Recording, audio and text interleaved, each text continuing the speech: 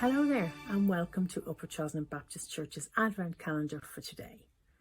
Today is part 2 of a story from Tony Hopkins. So if you didn't listen yesterday, you must go back and listen to yesterday's first and then come along and listen to today's. But if you did and you're ready to go, I hope you really enjoy it.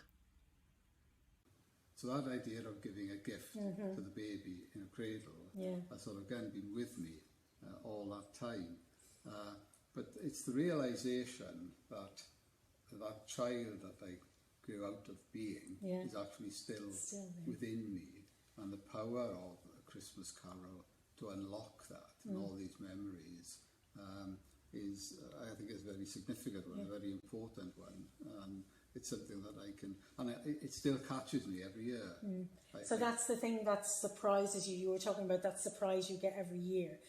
And that's the thing, is that when you hear that carol, you suddenly realise, oh, it's still there. Yes, the emotion. You think it's gone a bit stale. You've had too many of these things. You're going through the motion. It's all a little bit materialistic, a little bit, what can be new, what can sort of suddenly be fresh.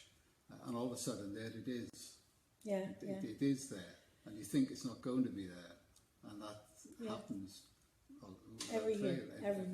Yeah, it's amazing, because you do hear people saying, oh, Christmas is only for the children, it's only for, but really that it's our opportunity to be children again, isn't it? It is our opportunity to go back to that place. And of course, you know, you connect that with our faith, and Jesus says that we need to be like children, so we actually need to keep a bit of that childlike heart, you know, as part of us, because Jesus says he wants us to be like children. Yes. And also he welcomes children. So it's really fitting, really, that there is a time of the year that brings us back to that kind of innocence and that willingness to just believe.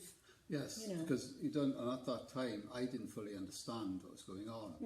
And again, that's a lesson to be. You don't have to understand everything to actually experience that feeling, that kindness. I always feel that at Christmas it's a time of sharing, of kindness, and of connectivity. I think Christmas connects people, and just as the carol to me connects me with my childhood, we're all connected to our memories of past. It connects us to people who are no longer with us. Yes. It connects us to people who aren't physically with us.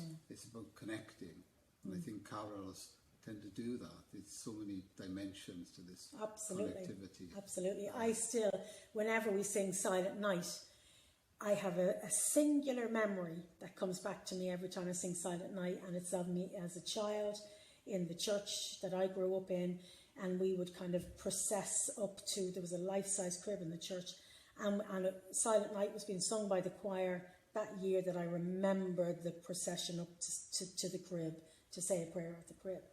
And like you say, that memory is just connects with that, and every year the same memory just floods back to me. I never think about it then again. You know, from January to the end of November, I will not think about that memory, and then I'll hear Silent Night at the beginning of December, and I'll be like, oh yeah, I remember. I absolutely remember. Well, we are going to be singing carols on the 19th of December at 4 o'clock. We're going to be here in the church. You'll also be able to watch it online. If you want to come and be with us and hear those carols that you remember from childhood, please do book a place. Get in touch with us. All the contact information will be kind of connected to this post.